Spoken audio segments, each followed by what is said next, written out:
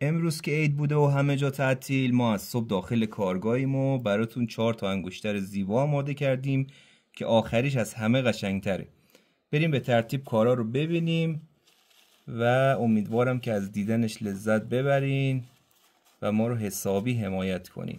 انگشتر اول یه شجر گل اناری خاص هستش که از پست آخر تهیه شده و خیلی از دوستان تقاضا داشتن که براشون انگشتر کنیم که ما هم آماده کردیم.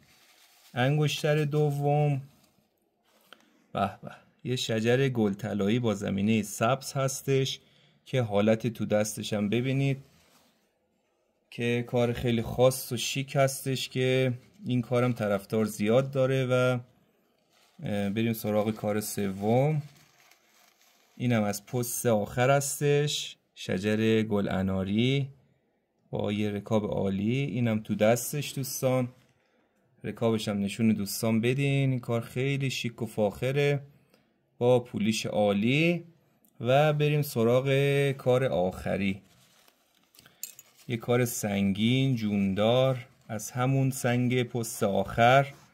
به به یه شجر گل اناری خاص با یه رکاب خاص و سنگین، آینه کاری شده. حالت تو دستش هم ببینید دوستان و لذت ببرید.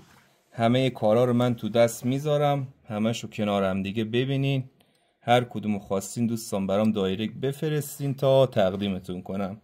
ازتون انتظار خرید ندارم، تنها انتظاری که دارم اینه که در حد توانتون منو حمایت کنید. من از صبح داخل کارگاهم و دارم زحمت میکشم و به امید این هستم که کارام بیشتر دیده بشه و مورد پسند دوستان قرار بگیره. ممنون که همراه ما بودین، دمتون گرم، لذت ببرید.